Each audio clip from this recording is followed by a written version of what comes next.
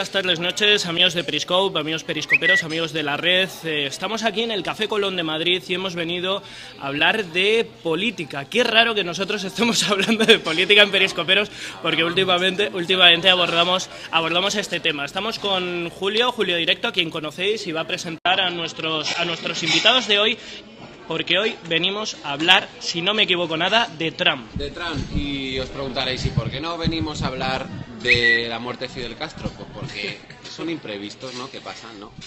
Pero a lo mejor también podemos dar algún detalle, porque además la política estadounidense en los últimos 50 años ha estado muy relacionada con Cuba, ¿no? Bueno, presenta a los invitados, no te enrolles, Julio. Aquí tenemos a mi derecha a David Martínez, @David Martínez G. Eso es. En Twitter, es periodista de Voz Populi y amante de la política internacional. Y a su lado está Javier Collado S, @Javier Collado S en mayúscula la S, y es periodista del área internacional del Economista. Buenas tardes. Muy buenas tardes. Muy buenas. Buenas tardes. Empezando por el principio, ¿cuál creéis que son las razones fundamentales de la victoria también, entre comillas, inesperada de Donald Trump? Empieza tú si quieres, David. Bueno, la victoria de Donald Trump. Yo hablaría más bien de la derrota de Hillary Clinton, ¿no? Yo creo que ha sido más bien una derrota de Hillary Clinton que una victoria de Donald Trump. Se ha hecho mucho una equiparación, ¿no?, una lectura general del resultado en Estados Unidos con otras democracias occidentales, ¿no? De cómo hay un hilo conductor que, bueno, está haciendo emerger a fuerzas rupturistas o a candidatos outsiders frente a un establishment en descrédito desde hace años, ¿no?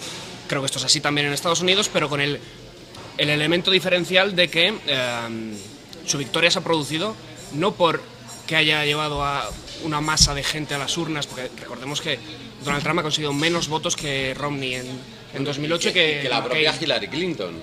Y que la propia Hillary Clinton en voto popular, efectivamente. En realidad ha ganado porque en 4 estados clave sacó un punto de diferencia y fue determinante, ¿no?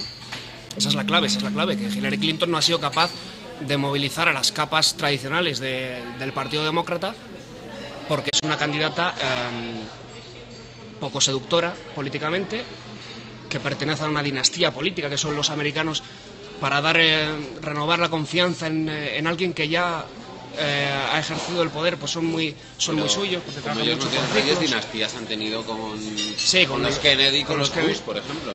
Sí, en la presidencia muy pocos, ¿no? Sí, los Roosevelt y los Bush. Pero son mucho de cada 8 años deben cambiar, ¿no?, el ciclo. Y esto creo que solamente 2 o 3 veces en un siglo se ha Perdona que os interrumpa, es que están comentando ya, porque alguien se acaba de incorporar y ya lo hemos dicho al principio, de todas maneras. Sí. Estamos con David, Javier, Julio, Alejandro, que soy yo, somos periodistas. Es que estaban diciendo, tenemos que poner los nombres encima de la mesa. Lo dicen como sugerencia. Si se van conectando a la transmisión, y que deberíamos también hablar de lo último que ya hemos dicho anteriormente. Vamos a hablar sobre Trump, también sobre Fidel Castro. Pero bueno, dicho esto, también más adelante. Se dice, Javier, que el gran factor a favor de Donald Trump ha sido el voto blanco, el voto, dicen, de las capas con menos estudios del país. ¿Tú estás de acuerdo con esta afirmación? ¿Cuáles son, desde tu punto de vista, las razones de la victoria de Trump? Bueno, indudablemente el voto blanco, predominantemente masculino y predominantemente sin estudios, ha sido en el que se ha basado la victoria de Donald Trump, ¿no? Pero coincido con David en el comentario que ha hecho sobre, no tanto como ha comentado él, que ha perdido más Hillary Clinton, sino yo creo que ha perdido el establishment en general. Porque Hillary Clinton desde luego representa el establishment, pero es que además los rivales que tuvo Trump a lo largo de las primarias, buena parte de ellos también representaban el establishment. Gente como Jeb Bush, gente como Marco Rubio, gente como Ted Cruz, son gente, menos, ¿no? Son gente que lleva toda su vida en política, son políticos profesionales y, claro, Trump es todo lo contrario. Trump es un outsider, como comentabas tú al principio, ¿no? Entonces, se enmarca también dentro de esos movimientos anti-establishment que estamos viendo por la desafección, que es la palabra de moda, pero es lo que hay, ¿no? La desafección hacia la clase política en las sociedades occidentales, ¿no? ¿Lo definirías como populista? Yo lo definiría más como demagogo que como populista. Sí, o sea, ha prometido una serie de cosas que al final busca el voto fácil de un sector muy concreto de la población, que sabe que con ese voto fácil de ese sector muy concreto, en teoría le puede dar la victoria, como al final ha pasado, pese a todo lo que vaticinaban las encuestas, porque no se esperaba quizá ni que el voto blanco se equilibrara tanto hacia el lado de la balanza de Trump, ni que otras minorías no acudiesen de forma tan masiva a las urnas y no aprovechasen un poco, en el caso de Clinton, a arrastrar el voto que tuvo Obama, sobre todo en las elecciones de hace 8 años, pero también en las de hace 4. ¿Son tan importantes los estancos raciales, las clases políticas, las clases sociales en Estados Unidos? Es decir, da la impresión, por los debates que oímos en televisión y en la radio, que parece que votan en bloque todos, es decir, los negros, pues a Hillary, los blancos no trabajadores, a tal. Están así porque, claro, en Europa nunca hacemos este tipo de análisis. Diciendo, bueno, podemos hacer análisis de edad, más que nada. Pero claro, no es que en Europa, claro, no hay una... Bueno, tampoco hay tanta inmigración, ¿no? O tanta diferencia racial, pero siempre me ha llamado muchísimo la atención. Sí, esto se ve, claro. De estanco tan claro. Hay estudios sociológicos y, bueno, encuestas a pie de urna de esta última elección que lo demuestran y que te dibujan varios Estados Unidos diferentes. O sea, no tiene nada que ver... entre estados, entre clases sociales, entre razas y también por lugar de procedencia. Los estados más pegados a la costa, pues votan siempre más izquierda. Y por eso se decía que quizá a Hillary Clinton le podían ayudar los hispanos, ¿no? Porque como los hispanos van a más, cada vez son más y ahora ya son casi el 16-17%, si no me equivoco, ¿no? Del censo, que bueno, podían decantar la balanza porque se parecían movilizados, ¿no? Y parecían motivados esta vez. Pero claro, no se consideraba una cuestión fundamental, y es que los hispanos no están dispersos por Estados Unidos. Están sobre todo en Florida, en California, en Texas del sur y claro, de Florida y en muchos estados que ya estaban California. decididos de antemano. En Nueva York o en California no hay batalla que dar. Por mucho que se movilicen los hispanos, ya está ganado. En Florida siempre ha habido batalla. En Florida sí, pero Nueva York o California y también Texas. Claro, pero es que además en otros estados, como decías tú, Julio, también de la zona sur, también estaban decididos de antemano, porque aunque los hispanos voten tradicionalmente demócrata... Sí, porque en Texas hay muchos hispanos y a la vez se sabe que va a ser republicano. Claro. Se ha cambiado alguna vez pero además de que obviamente hay mayor porcentaje republicano, hay que tener en cuenta una cosa: el porcentaje de hispanos que votan en Estados Unidos es muy bajo. O sea, si ya de por sí votan poca porcentaje de la población, en esta elección me parece que han estado en el 52, 53. El sistema implica tener que ir a registrarte. Efectivamente. Bueno, depende de cada estado, pero en la mayoría sí. Entonces, claro, si el voto hispano se sitúa en un 25% del total del censo, aunque todos voten demócrata, está muy lastrado en cuanto a su poder de influencia. Claro, evidentemente, ¿no? Pero aunque lo votaran, sigue estando muy lastrado porque vota muy poca población hispana en ese sentido. Además de, obviamente, la población hispana que vive en Estados Unidos pero que no puede votar porque son ciudadanos ilegales. Estaban comentando por aquí en Periscope, estaba diciendo Nachete que forma parte de la campaña ser demagogo. Volvemos a lo del tema quizá del populismo que estaba diciendo antes Julio, y quería recordar con David, porque con David ya coincidí en un evento que era el Presidential Election Dinner en el Club Financiero Génova, y ese término de populismo, no sé si recuerdas que se sacó en aquella cena, aquella experta en Hillary Clinton que nos estuvo hablando, y no sé si lo recuerdas aquello, y no sé si era un vaticinio aquello, pero decía que con todo eso que se podía montar hasta podía llegar a ganar las elecciones, y a la vista está que lo ha conseguido, ¿no? Sí, bueno, el clima en esa cena, o el tema... Alicia Kaufman, que no recordaba el nombre. Alicia Kaufman. autora de un libro excelente sobre el liderazgo de las mujeres. Eso, se hablaba de Trump porque justo las encuestas de ese día ya le daban ahí a un punto, incluso un poquito por encima, y la gente estaba ahí pues expectante de lo que podía pasar, ¿no? En cuanto al populismo, es que aquí nos vamos quizá a un debate demasiado filosófico, porque sí, hablamos, hombre, la definición clásica de populismo, de soluciones fáciles a problemas complejos, si la tomamos como referencia, pues Donald Trump es un populista del libro, ¿no? Porque te dice que el paro se soluciona echando a los inmigrantes ilegales, que la seguridad se soluciona no dejando entrar a musulmanes en Estados Unidos y todo así, ¿no? Cuando son políticas difícilmente de desarrollar y además mentira, porque está demostrado ya por la historia y por estudios y por todo tipo de cosas que no es así como se solucionan los problemas, ¿no? Entonces estamos ante un populista. Decías demagogo también, claro, evidentemente, pero la demagogia ya sí que está más extendida, ¿no? Estamos acostumbrados en todas las democracias occidentales a vivir en la demagogia permanente y más en campaña electoral, así que con eso sí que podemos estar un poco más acostumbrados. Sí, que parece como la tónica, ¿no? Claro, sí, el prometer cosas que, bueno, a la gente también le gusta. No sé si ser engañada, pero escuchar cosas que le gusta bien, efectivamente, ¿no? Y vivir en la esperanza y relatos en positivo y todo este tipo de cosas, ¿no? Yo quiero hablar de las consecuencias, ¿no? De la victoria de Donald Trump. Ya está ahí, ha ganado, sobre todo en economía. Javier, tú que eres experto. Donald Trump habla de reducir impuestos, con un tope de un 15%, también a las empresas, de eliminar otros impuestos a las ganancias, a hogares y demás, pero por otro lado, aparte de estas medidas claramente liberales, ¿no? También promete otras profundamente proteccionistas, ¿no? Sí. Sobre todo para favorecer a las industrias de su país. ¿Esto qué consecuencias traería para la bolsa, para la economía en general, para el PIB, para la deuda de los Estados Unidos? Bueno, dos cosas preliminares antes de responderte a la pregunta. Sobre qué consecuencias traería para la economía. Vamos a ser honestos, no se sabe. O sea, quiero decir,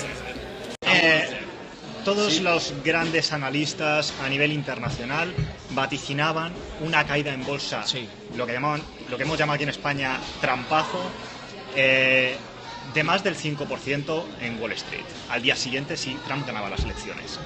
Fue prácticamente lo contrario. Desde que ha ganado las elecciones, Wall Street va máximo histórico tras máximo histórico. Y sigue, el último ayer. O sea, entonces, no lo sabemos. Y el que diga que lo sabe, miente. Partamos de esa base. Luego,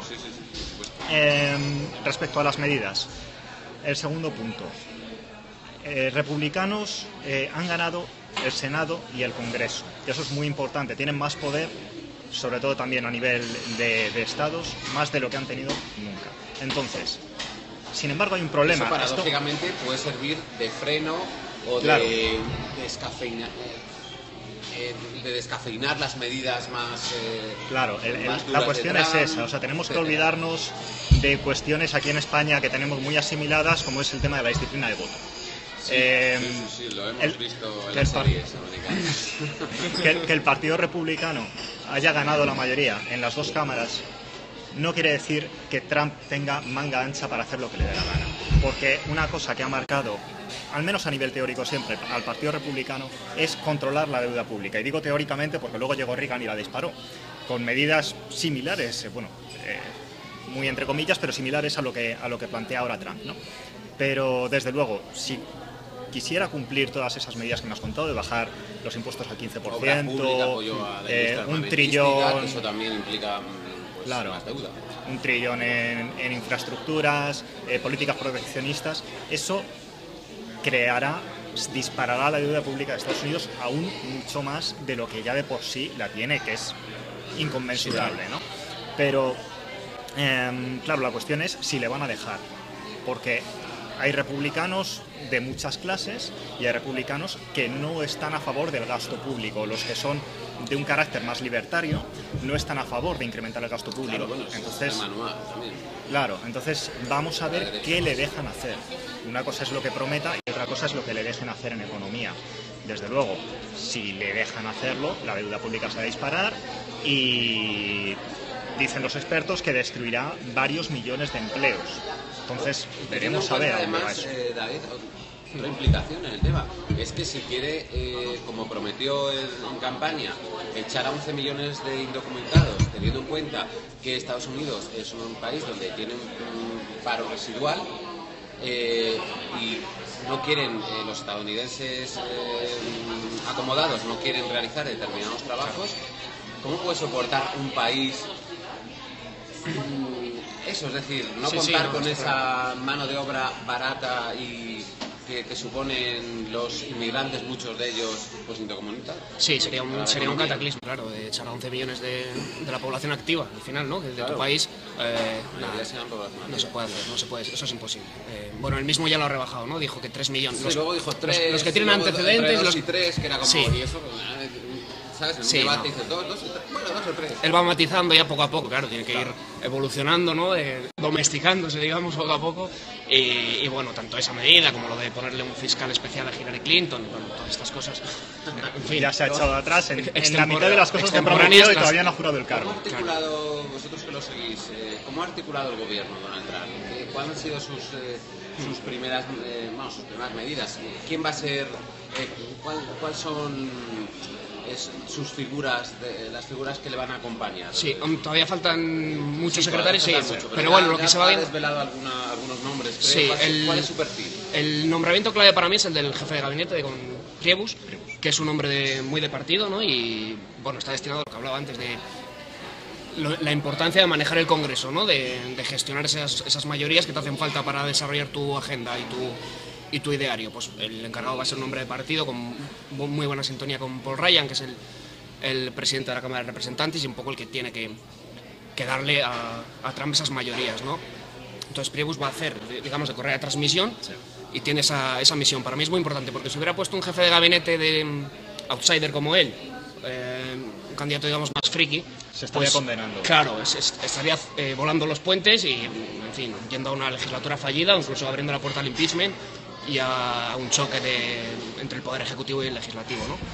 Pero bueno, ese nombramiento para mí, pues eso, digamos que refleja su intención de ser más posibilista de lo que en un primer momento podría parecer, ¿no? Que no va a ser tan radical y que va a querer gestionarlo con el partido.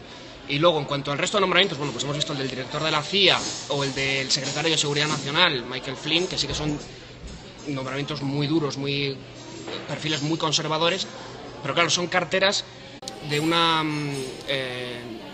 repercusión limitada, ¿no? Pero bueno, el director de la CIA sí es muy importante y se nos viene a la cabeza, pues, espías por todo el mundo, pero bueno, Estados Unidos tiene 12 agencias de inteligencia. ¿Ha desvelado quién será su ministro de Exteriores? No, el secretario de Estado todavía no sé. Aparte que suena Gingrich, puede ser, ¿no? Suena Gingrich, suena Romney, suena Giuliani. Sí, que al no ser fiscal general, que también suena por ahí, pues puede ser que vaya. Claro, pero quedan todavía la mayoría de secretarios por nombrar, pero coincido con David en que Priebus es el nombramiento fundamental, porque pese a que el resto de nombramientos que ha hecho son de la línea dura, sabe que necesita al legislativo, y el puesto de jefe de gabinete en Estados Unidos es muy importante. Al final toma, si valoramos las decisiones de un presidente en un nivel de importancia de 0 a 10, el presidente toma las del 9 y el 10, pero el jefe de gabinete tira del 8 hacia abajo. Entonces, son decisiones que no van a llegar a Trump, salvo que sean muy políticas o temas de comandante en jefe puro y duro, ¿no? Entonces, también dependerá de Priebus cómo se gestione la información que va a salir de la administración, cómo de transparente va a ser la administración y la relación con los medios, porque va a marcar lo que va a tener que decir el secretario de prensa en las ruedas de prensa. Y eso es muy importante teniendo en cuenta la clínica que tenemos. Donald Trump va a ser un Mourinho en su relación con los medios. Bueno, de momento ya tenemos Trumponomics, Trumpazo, o sea, en la más pura tradición de los titulares de diarios deportivos hemos cogido Mou y lo hemos metido a todas las palabras, pues ahora estamos haciendo lo mismo con Trump, ¿no? Pero va a dar grandes momentos. Sí, sin duda. Bueno, los da casi continuamente, ¿no? Y parece que ahí sí que va a haber una política de tierra quemada, porque no hay forma de entenderse con los medios que te son tan críticos, además, ¿no? Y que no van a a cesar en su trabajo, como ¿Cuál ha sido su como es relación normal, con ¿no? los medios de comunicación todos estos meses? Nefasta. Muy mala, muy mala. Pero hablábamos precisamente, ha sido mala, pero si te acuerdas también en aquel encuentro, hablábamos de que sabía llegar mejor y más a los ciudadanos a través de las redes sociales. Claro. Y eso es muy importante. Te puedes llevar mal con los medios de comunicación y llegar más. Y estamos en Periscope. Y de hecho, bueno, vamos a subirle el ánimo un poco a los invitados, porque estaban por aquí diciendo qué buena planta tienen los invitados, deberían estar en los debates de la ONU, estaban diciendo. Estaba diciendo, señor Moni, viva Trump, hay partidarios también de Trump que tenemos aquí, mientras que por su parte Carmen Aro está diciendo Periscope une y Trump desune. Yo no sé si vosotros pensáis también lo mismo, ya que hablábamos de Trump, las redes sociales y todo esto, de si Trump realmente va a provocar la desunión de muchos sectores, tanto en Estados Unidos como en Hombre, desde luego. Yo creo que ya lo provocó en la campaña. Un Estados Unidos muy polarizado, prácticamente partido en dos. A eso me refiero. Sí. Y bueno, las protestas contra su victoria que se produjeron por las calles, en fin, el clima de polarización, de enfrentamiento social, es obvio que tiene un catalizador claro en Donald Trump. No es responsabilizarle de nada de lo que no haya buscado, vaya, en fin. No es que nos vayamos a fiar de las encuestas ahora, precisamente, ¿no? Pero Gallup, la casa de sondeo más importante en Estados Unidos, lanzaba no sé si al tercer o al cuarto día después de las elecciones, precisamente, que es el momento de los últimos 20 años de historia en Estados Unidos, desde que ellos tienen datos, donde la sociedad se cree más polarizada, donde se ve más enfrentada, y efectivamente esas manifestaciones en la calle, ese ambiente que en cuanto pues los que tenemos amigos en Estados Unidos y hablamos rápidamente, te cuentan cómo no vivían ese ambiente previamente, ¿no? Y lo que comentabas tú, Alex, sobre el uso de los medios de comunicación. El uso de las redes sociales, bueno, es más discutible, ¿no? Pero desde luego, aunque no haya tenido buena relación con los medios de comunicación, ha sabido aprovecharse de los medios de comunicación, porque gastándose mucho menos dinero que Hillary Clinton en campaña, tuvo muchas menos donaciones, aprovechando incluso su propia empresa, pues unas gestiones un tanto que habría que mirar un poco con lupa, ¿no? Porque parece que ha ingresado, debe ser el primer candidato a la historia que ha ganado dinero haciendo campaña. ¿Cómo no? Claro, porque se se otorgaba a su empresa la organización de la mayoría de los actos, ¿no? Entonces, pero ha conseguido estar en boca de todo el mundo sin pagar un duro. Y eso es muy importante en una época en la que vivimos donde el poder de los medios de comunicación, el poder de llevar el mensaje de un lado a otro es fundamental. También indica para mí, por cerrar este asunto, la pérdida de credibilidad de los medios de comunicación también. Ya no tienen tanto poder como tenían antes, y que los medios, los grandes conglomerados periodísticos te ataquen no quiere decir nada. Incluso te puede venir bien ni allí ni aquí. en ningún sitio. Además se les considera establishment, entonces si tienes un candidato anti-establishment que también se lleva mal con los medios... De hecho, a Donald Trump ya lo vimos en Periscope también. Ya lo vimos en Periscope, ahí delante en su despacho con sus periódicos y todo esto ha estado experimentando las redes Hablando de sociales. Periscope, estoy viendo que hay bastante gente, pero están todos escuchando. Están como, No están- hay como una treintena de personas fijas que están atentos. muy Es que de atentos, hecho, pero no están preguntando. Yo de les hecho animo, nos les estaba animo a preguntar. viendo una chica desde fuera, está diciendo love watching, de que qué pena, o sea, que le estaba gustando esta transmisión, que le gustaba ver transmisiones de otros países, pero qué pena que fuera en español. Pero bueno, otro día nos traemos a nuestra traductora Pepa que haga traducción simultánea. Estamos en la red de habla hispana con antonomasia. Efectivamente. Periscope.com. Pero bueno. Y eso, solo que os animo a que participéis y que compartáis, ¿vale? También Sobre que todo compartáis con vuestros seguidores. Pasando un poco a la política internacional, porque es la que más nos afecta a nosotros, ¿no? Y teniendo en cuenta que ha lanzado varios mensajes internacionales, por ejemplo, su relación con Rusia, que parece que es mejor de la que tenía Obama. Su política armamentística, su política bélica, los conflictos, que yo creo que preguntaros realmente cuál creéis vosotros que va a ser, sobre todo en relación al terrorismo internacional, que es el que más nos afecta, el terrorismo yihadista, que es el que más nos afecta actualmente. También ha hablado de del acuerdo del desarme con Irán, que no le gustaba nada, igual que tampoco le gustaba nada el tema del aperturismo de Obama con Cuba.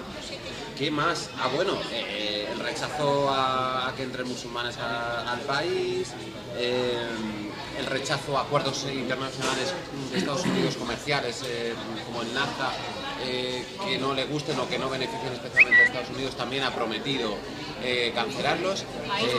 ¿Cuál es el mundo que nos espera con Donald Trump? En general, el legado de Obama deja dos logros que destacan por encima del resto, ¿no? Uno, el acuerdo nuclear con Irán, y otro, el aperturismo con Cuba. Donald Trump está en contra de ambos, recela mucho, pero no solo él, el Partido Republicano también. Aquí tiene detrás al Partido Republicano, esto es muy importante, ¿no? El Partido Republicano va a querer revisar en el Congreso los acuerdos con Irán y con Cuba, las condiciones para el desbloqueo económico. Esto es un punto. Y luego, aparte, ya pues todo el resto de diatribas de Donald Trump.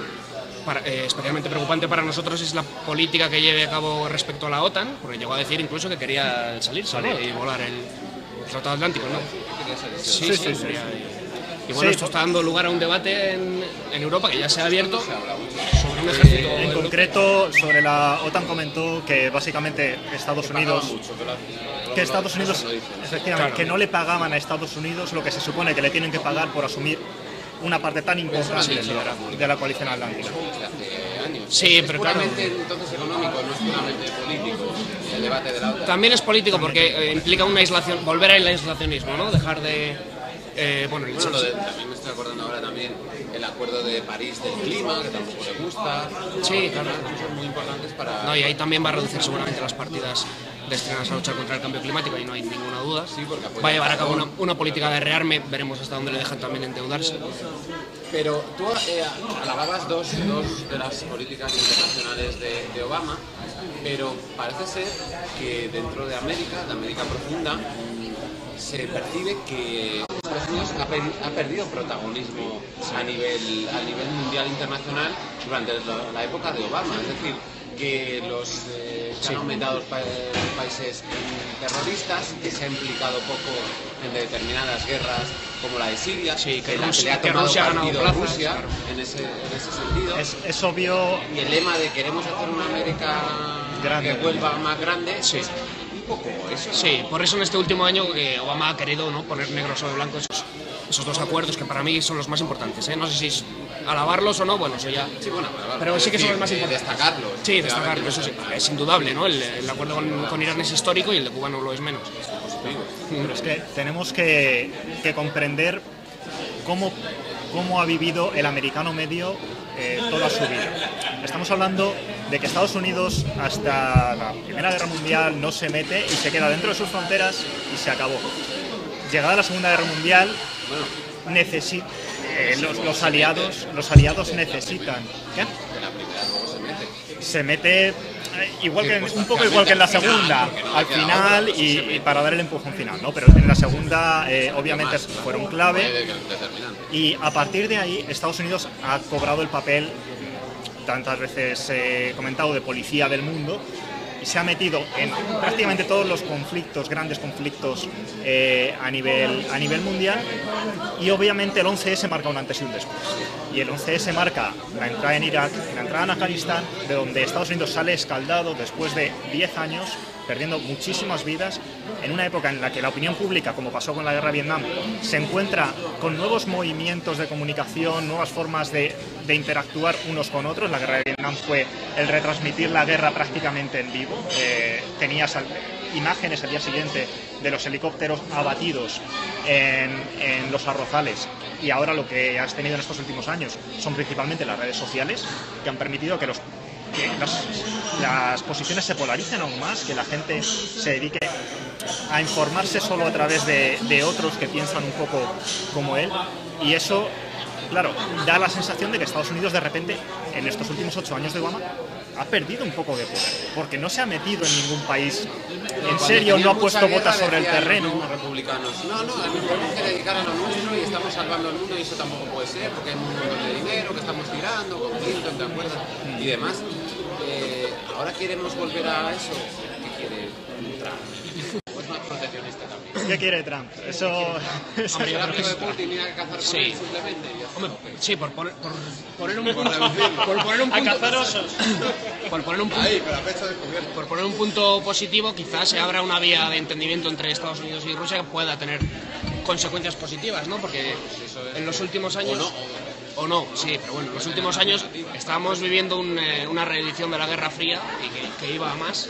Pueden aislar a Europa. Y bueno, también, sí, claro. Porque además Putin está ganando plazas en Europa del Este, en Moldavia, en Bulgaria. Han ganado los prorrusos y, en fin, pues de nuevo íbamos a dos bloques, ¿no? No se hizo nada de Ucrania, no sé.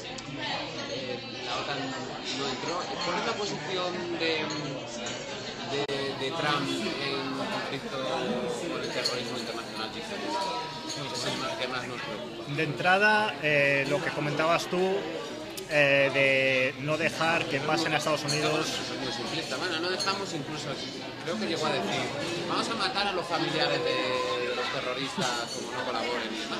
Bueno, Trump ha dicho de todo. O sea, Ha defendido las torturas, claro, creo que vayan a más incluso. o sea, por decir ha dicho de todo.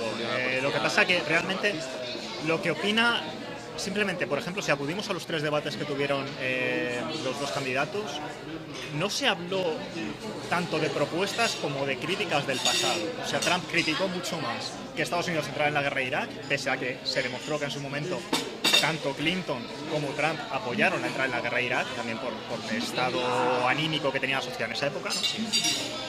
Pero se criticó más eso, se criticó más pues cómo Hillary Clinton gestionó la cuestión del atentado en Benghazi, se criticó, Trump criticó la entrada en Siria. Claro. Se dejará llevar. Pero porque estamos ante un candidato con pocas ideas, es que es así. Es una persona que no sabe lo que es gestionar dinero público, que no tiene experiencia de gestión, no tiene experiencia política.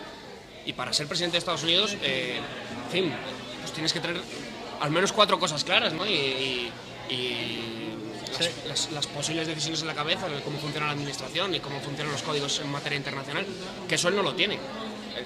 Aquí va a ser fundamental pues su jefe de gabinete, el secretario de Estado que nombre y los asesores que le orienten, porque yo no creo que Donald Trump vaya a ser el que lidere la política internacional. Al final, si no sabe de lo que está, porque no sabe, más allá de 4 clichés de lo que está hablando, pues se tiene que dejar asesorar, y por eso espero yo que no pase gran cosa, porque al final en política internacional los grandes países son continuistas independientemente del color político, o sea, tampoco puedes... Es que hay que tener en cuenta, dices, no ha habido propuestas concretas, principalmente porque la política internacional en Estados Unidos es un tema muy espinoso en cuanto a conseguir votos. Porque si dices que te vas a meter en una guerra, ojo, eso afecta a la... Claro, pero bueno, porque en España defensa, nuestro ejército no se va a meter a ningún lado. Tiramos una cantidad de dinero y destinamos una cantidad de dinero. Bueno, hay varias preguntas que van dejando sobre la mesa, así que han dejado varias. Bueno, insisten con lo del tema de Fidel Castro, estaban diciendo el dinero lo compra todo, Trump el amo del mundo de dictadores ricachones, Trump me recuerda a Chávez. Estaban hablando por aquí, lo que estaba hablando de la muerte de Castro, pero estaban preguntando cosas concretas, que esto ya es hilar fino, como diciendo, después de la muerte de Castro, ¿cómo es la relación va a ser la relación de Trump con Venezuela? Están diciendo, nos pregunta alguien desde Venezuela que nos están viendo, sin Castro ni Obama, ¿qué opinamos? Esto relacionado también con Cuba, sin Castro ni Obama, ¿qué opinamos del desbloqueo, ¿no? Que la cosa cambia un poquito. No sé, estaban hablando de los sobrinos de Maduro, también lo metían por ahí, que si temas de narcotráfico, no sé, está la gente aquí de Venezuela. También estaba diciendo Carmen, porque antes hablamos del alcalde de Nueva York, el alcalde de Nueva York más proteccionista con las minorías, ¿no? Que tiene como un discurso, sí. Estaba aquí recordando Carmen, más proteccionista con las minorías, y que Carol estaba diciendo que prefiere a Hillary ante Trump, aunque habiendo ganado aquí el PP dice que mejor ella no opina. Pero bueno, estos son los comentarios que están haciendo a través del Periscope. Porque el humano acaba viendo por su propio interés y todos tienen un precio, está diciendo ahora mismo señor Bandy. Estos son los comentarios un poquito, así que si podemos... Todo el mundo, Cuba y demás, como lo comentabas tú antes. Mira, está diciendo además Iñaki que Trump podrá derogar avances sociales como el matrimonio gay en los estados, que es otro de los temas... No, la justicia se pronunció y no hay nada que hacer, igual que en España. Pues eso, Iñaki. Ya está. Una cuestión de... No, pero de Cuba. perdóname, Julio, sobre esa cuestión de que la justicia se pronunció. Efectivamente, pero en cuanto a los derechos sociales hay un problema que se puede dar, y es, Trump tiene que nombrar ahora mismo un juez del Tribunal Supremo. El Tribunal Supremo, los nombramientos son vitalicios y han bloqueado los republicanos que lo pudiera nombrar Obama para evitar nombrar a uno de su cuerda. Sí, porque el Senado tiene la última palabra. O sea, Claro. el presidente propone, pero el Senado puede vetar. Entonces la cuestión es, si se muriera a lo largo de su mandato, aparte del que va a nombrar otro juez del Supremo, cosa que no es descabellada, puede inclinar la balanza de la mayoría del Tribunal Supremo, de los 9 jueces, hacia posturas republicanas que puedan dar marcha atrás Durante 10 años. en cuestiones como la normativa del aborto, que data de los años De hecho, 70, de del hecho, caso Roe contra Wade. De hecho, estaba aquí recordando la pregunta que le hacía un periodista a Trump, que tiene de tradicional casarse 3 veces, ¿no? Y que Trump no supo qué contestar, pero bueno. Bueno, ya sabes tú al final no es vicio casarse muchas veces. Una cuestión que apuntabas tú antes, David, hablando de Cuba, porque también existe en Cuba, claro, es el tema del día, claro. que uno de los legados de Obama es precisamente junto al sistema sanitario para los más pobres, pues el acuerdo histórico con Cuba. Ahora se ha muerto Fidel, pero tampoco cambia mucho, porque lleva desde unos cuantos años su hermano en el poder. ¿Qué crees que debería, la postura que debería tomar Estados Unidos con un Donald Trump desfocado en asuntos cubanos? Vamos a ver, yo creo que efectivamente la muerte de Fidel Castro, a efectos prácticos, es irrelevante.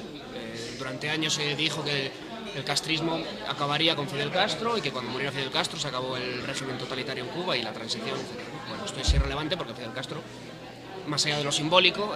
Lo dejó atado y bien atado. Claro, sí. Entonces, bueno, la fecha clave o el acontecimiento clave en el horizonte para Cuba y su devenir es el año 2018, que es cuando Raúl Castro va a dejar el poder, ¿no? Vamos a ver cómo se gestiona esa transición, a quién coloca el Partido Comunista, o él, o Raúl Castro a dedo en el poder y con qué intenciones, porque ahí podría abrirse, sí que podría abrirse paso la transición a la democracia, sobre todo porque ya habrían pasado 2 años desde el inicio del aperturismo económico, que puede ser efectivamente el caballo de Troya para que las libertades lleguen a la isla, ¿no? La victoria de Donald Trump en este sentido, lo que hablábamos antes, yo creo que va a endurecer las condiciones para el deshielo en materia económica y diplomática, porque tiene al Partido Republicano detrás. También hay en Europa... ¿Está en contra radicalmente, por lo que he leído de... No, y además es que acuerdo? Claro, además es que hereda, o sea, es que es difícilmente reversible algo así. Tú heredas lo que han hecho los demás, aunque sea Donald Trump, lo que han hecho los demás presidentes, y de algún modo lo tienes que defender y gestionar y administrar. Esto Donald Trump y la mayoría republicana en el Congreso. Pueden alterar condiciones del acuerdo con Irán, condiciones del acuerdo con Cuba, o poco a poco virar el rumbo. Pero lo que no pueden es echarlo atrás. Esta mañana el ministro Margallo decía en La Sexta que no hay marcha atrás al exministro Margallo. Sí, que no hay marcha atrás. Le voy a ver en todas las tertulias. Sí, Cuando sí, hagan el se ha que tiene que reconvertido. hablar, yo creo que va a ser un tertuliano magnífico. Decía, quizá no haya marcha adelante por unos años, pero no va a haber marcha atrás. Yo creo que esto es así. El desbloqueo poco más se acelerará más o se acelerará menos, pero ir hacia atrás, bajo mi punto de vista, es irreversible. Claro, es que además el propio régimen castrista también se está abriendo, como decías tú, el aperturismo económico a Estados Unidos. Hay una cosa clara, si el Partido Republicano, si Donald Trump quiere acabar con el comunismo en Cuba, no hay mejor forma que seguir permitiendo el aperturismo. Claro. Porque es la forma que, como tú lo denominabas perfectamente, caballo de Troya.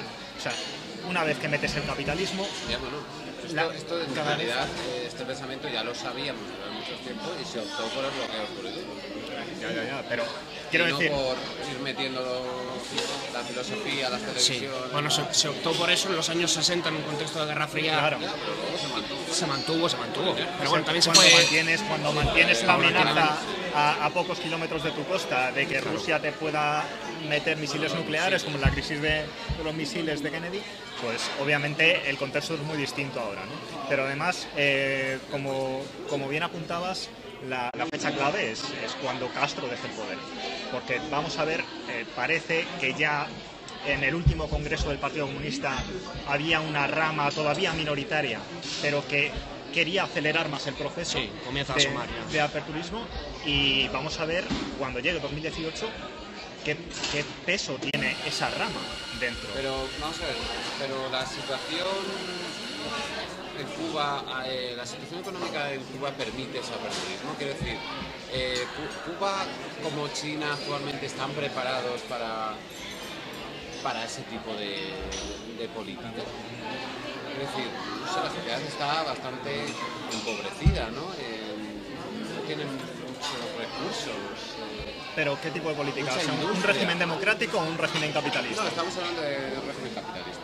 Un democrático. Bueno, el capitalismo, van de la mano muchas veces. El capitalismo, nos guste más o nos guste menos, siempre acaba encontrando los huecos. Sí. Y eso lo ha demostrado la historia.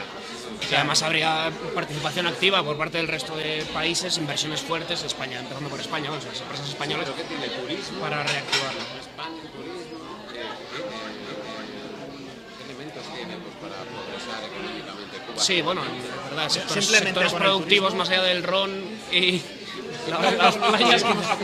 Ya, pero Simplemente con el turismo. no, simplemente el turismo es una fuente de ingresos en el momento en que tú permitas el país. Libre entrada y libre salida, ya está pasando. Cuando decidieron abrir los vuelos con Estados Unidos... No se mantiene solo con turismo. No, pero quiero decir que puede ser muy importante porque simplemente, y esos son... Turismo dirigido por empresas internacionales. Son hechos. Cuando decidieron abrir la capacidad de que las empresas americanas pudieran volar libremente a Cuba, bueno, libremente con una cuota de vuelos y tal y cual, hubo verdaderas tortas entre aerolíneas, porque todas querían, porque sabían que iba a haber mucho. Y ahora Hoteles, también. grandes hoteles, cadenas como Marriott ya están metiendo las primeras inversiones para hacer allí Las alojamientos. empresas se pelean por estar allí, entonces algo sabrán. Yo es que no lo sé, o sea, me parece muy pertinente tu pregunta. La verdad es que no lo sé. Es verdad que no hay recursos, no hay Pero al margen de demanda eso, interna, ¿no? Y es una... claro, de 60 años pero también acostumbrado a tenemos otros- una cosa, tenemos a día de hoy, y pensando como gran empresario, mano de obra barata. Es que allí hay mano de obra barata, igual que en la mayoría de Latinoamérica. Pero hay gente se también puede muy hacer- preparada, ¿no? Porque en Cuba médicos... Sí, desde hay luego gente- tienen un sistema educativo distinto, pero en cuestión de salarios, de tal, es probable si Estados Unidos, para ellos, no digo que yo esté de acuerdo, pero si Estados Unidos lo hace bien, puede hacer una política como la que hizo después de la Segunda Guerra Mundial, en la que dedicó buena parte de sus inversiones a empresas ubicadas fuera, sobre todo en cuestiones de materias primas, fuera de sus fronteras, que por un lado se aprovechaban de los salarios bajos de esas zonas, se aprovechaban también de las materias primas. O sea, al final, insisto, el capitalismo sabe dónde puede hacer dinero y se irá metiendo, no va a ser obviamente de un año para otro, pero habrá obviamente una evolución, y Cuba no está nada lejos de Estados Unidos. No estamos hablando de meter la democracia en otro país más complicado, el capitalismo en otro país con otro sistema ideológico, ¿no? Si entró en China, eso lo dice todo. Bueno, vamos concluyendo, último minuto, prácticamente, no sé si se queda algo en el Dame un tintero. poco más de tiempo. Porque quiero 5 hablar- minutos, Julio, Quiero 5 hablar minutos, te doy de 5. el ¿Qué América. tema se queda? Quiero hablar, volver a la América de Trump y hablar de Si Trump puede ser Obamacare. presidente, mi perro también. El Obamacare. El sistema este médico, ¿hasta dónde llegó? Vosotros tenéis información de hasta dónde llegó a implementar, hasta dónde le dejaron, y si Trump puede cargárselo tan fácilmente, o le interesa cargárselo, y por qué. También lo ha ¿Y matizado. qué alternativas? Sí, ya ha dicho, ¿no? ¿Qué Sí. alternativas? Bueno, durante la campaña Trump, insisto, durante la campaña, que ya está matizando todo lo que dijo durante la campaña dijo que lo iba a deshacer entero, que era un desastre, que era un caos, que simplemente estaba sirviendo para arruinar a Estados Unidos y que no daba la cobertura sanitaria que se supone que tiene que dar. El Obamacare, yo lo tito de fracaso. Y lo tito de fracaso porque no logró ni de lejos los objetivos que tenía Obama cuando él planteó. ¿Cuántos millones de personas acceso? La idea global era que todo el mundo Sí. pudiera tener acceso a una Cobertura cobertura universal. sanitaria. Cobertura universal como la entendemos en Europa. No, No, Solo has determinado igual con, no, porque con se aseguradoras compaginaría, privadas y tal, pero bueno, obligando de alguna forma a las aseguradoras a que no pudieran dejar a alguien sin asegurar. El problema que tienes en Estados Unidos es que tú a lo mejor no tienes dinero a tus 30 años por el trabajo, porque no tienes una cobertura sanitaria o eres, no sé, pero no te puedes costear un seguro sanitario y a lo mejor a los 30 años te detectan que tienes una dolencia cardíaca, que en principio no tiene por qué, no sé, te da un soplo al corazón, por poner algo muy básico. Y ya no te asegura nadie, claro. Y ya no te asegura nadie. Y tienes 30 años y a ver cómo pasas el resto de tu vida sin seguro médico de ningún tipo. Obama lo que quería era obligar a que a esa gente no se la pudiera rechazar. Eso ha fracasado estrepitosamente, no solo porque no ha conseguido el objetivo, sino porque el legislativo no le permitió hacer ni de lejos lo que él quería hacer, al tener mayoría republicana, Claro, y porque la población tampoco acogió con gran efusividad el Obamacare. El americano sigue siendo muy individualista, sigue estando muy en contra de que el Estado meta baza en su dinero, de que le pueda quitar fondos públicos para dárselo a las aseguradoras, para obligarlas a que asegure a otra gente. Entonces, Claro, es que es una transformación enorme. Entonces, ¿Y Trump qué es lo que ha por qué ha apostado? sí, no, él ha dicho que lo iba a revertir, lo que pasa que, claro, ¿Sin alternativa? sin alternativa, con las aseguradoras privadas como estaban antes. estaban. Sí, sí. Pero, y aquí también tiene el Partido Republicano cerca, o sea, él no está diciendo nada que una mayoría del Partido Republicano. En algunas cosas. O sea, en esto, en la política, seguirán volviendo. poco a poco yo creo, estoy seguro de que van a encontrar un punto común en todo. Claro, pues No, hemos visto con Pedro El Sánchez, Partido ¿no? Republicano está ante la oportunidad de su vida, El de, poder se te van. claro, de ocupar todos los resortes del poder. Pedro, Te esperamos en Periscope. te queremos por aquí. Conclusiones, Javi. bueno, pues que podemos esperar lo inesperado. O sea, que vamos a Más ver... inesperado que gane. Bien, está Vamos a ver qué pasa con Trump. Efectivamente, va a ser muy divertido. Siempre entre comillas, porque vamos a ver cómo nos afecta a todo, ¿no? Y sobre todo cómo afecta a los americanos. Bueno, la economía va mejor, ¿no? Decías al principio. Entonces, parece ser que... Vamos a esperar a que jure y empiece a tomar decisiones. Vamos a esperar a ver qué pasa y cómo presiona cuando llegue al gobierno, a la Fed, en cuanto a subidas o bajadas de tipos de interés, que eso afecta mucho, todas las políticas proteccionistas de las que ya hemos hablado, pero bueno, insisto, va a ser muy divertido porque aparte de que el Partido Republicano le pueda parar, por ejemplo, en cuestiones como habíamos hablado de la deportación de inmigrantes, varias ciudades, grandes ciudades como Los Ángeles, ya han dicho yo no voy a colaborar en la deportación de inmigrantes.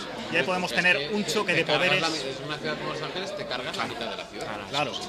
Básicamente. Pero ahí vamos a tener un choque de poderes donde puede haber órdenes presidenciales y donde la policía de una ciudad en concreto se niegue a llevar a cabo esas decisiones, y eso también vamos a ver qué pasa con ello, ¿no? Y veremos a ver si cumple los 4 años de legislatura o no los cumple. Ya hemos hablado antes de los gays, la política de Rusia, que están preguntando. Por el impeachment. Un tiro No, vamos a ver. a otros presidentes. Bueno, tampoco es descartable, evidentemente, ¿no? Pero, es descartable. No, pero puede haber el pero proceso procesos de de impeachment, ¿no? o sea, en el momento, por ejemplo, en que tú quieras decir cierro la frontera. Sí, es muy raro, pero si dices cierro la frontera a los musulmanes, rápidamente se te van a meter en el Supremo por ser anticonstitucional. Entonces, Claro, eso sí. ese tipo de decisiones tan bruscas pueden forzar mucho, no solo al Partido Demócrata, que evidentemente va a saltar la mínima, sino también a la mayoría de la población, insisto. Ha votado un 55% de la gente que tiene, un 53%, no recuerdo el dato, que tiene derecho a voto, lo cual quiere decir que hay un 45 más la mitad de ese 55, es decir, un 70 y tantos, que está en contra de Trump. Como esa gente empieza a salir a la calle, y ya le pasó a Nixon en su momento, o sea, lo que hizo Nixon comparado con lo que ha planteado que quiere hacer Trump es nada. Entonces... Y sobre el muro de México, imposible, también estaban apuntando por aquí. Bueno, ¿qué muros han hecho en otras partes del mundo? Y en Estados Unidos aquí están en diciendo Estados lo Unidos mismo. lo construyó Bill Clinton, nada más, o sea que en el año 94. Que ya existe. sí. Conclusiones, bueno, yo diría que cuando nada es seguro todo es posible. Entonces estamos ante un candidato imprevisible, ante un oportunista más que un extremista que se ha acogido a mantras y a mensajes que consideraba que que podía calar y que podía triunfar gracias a ellos, más que por convicciones. Entonces vamos a ver, yo creo que al final va a haber un punto de convergencia entre los republicanos y Donald Trump y que va a ser una legislatura más o menos estable para Estados Unidos, que sí que va a haber cambios importantes en política internacional y en políticas sociales a nivel interno, pero no creo que vaya a haber ninguna catarsis, ni creo que vaya a haber un proceso de impeachment para acabar con él. Yo creo que se van a acabar entendiendo, porque los republicanos están ante la oportunidad de su vida de copar todo el poder en Estados Unidos. O sea, ¿Qué va a hacer Clinton? ¿Va a luchar, va a intentar seguirlo? yo creo que Hillary Clinton ya se acabó. El Partido Demócrata tiene que hacer una seria reflexión. La misma que Trump. Sí, 69. no, 70, ¿no? 70, pero claro, si nos vamos dentro de 4 años... O sea, si Trump aguanta 4 años, lo lógico, lo normal por la dinámica política de Estados Unidos es que revalide la presidencia. Claro, sí. Y nos planteamos con que Clinton se tendría que presentar con 78 años a la presidencia. Bueno, pero tú has dicho antes que a lo mejor no llega a los 4 años. No. Todo dependerá de cómo de extremista sea, de cómo de... Lo veremos y si queréis, pues otro día. Por supuesto, Lo más comentaremos, adelante claro lo que sí. comentaremos. A ver si llega a mitad de legislatura y dentro de 2 años estamos aquí comentando cómo... No, porque ya estarán en los desayunos de televisión española. Efectivamente, ya estaremos... Bueno, pues seguiremos sacando un hueco, hombre. Muy bien. Para Periscope. Esto queda grabado. Queda grabado. Ya le sacamos la grabación el otro día en Bien. Presidential Election y ha cumplido con su palabra el querido David Javier. Sí. Muchísimas gracias A vosotros, por haber venido y despedimos aquí la conexión desde el Café Colón y muchísimas gracias a las más de 1.200 personas que nos han visto durante este espacio de tiempo aquí en Periscope. Fantástico. Gracias a todos. Besos, abrazos, hasta luego.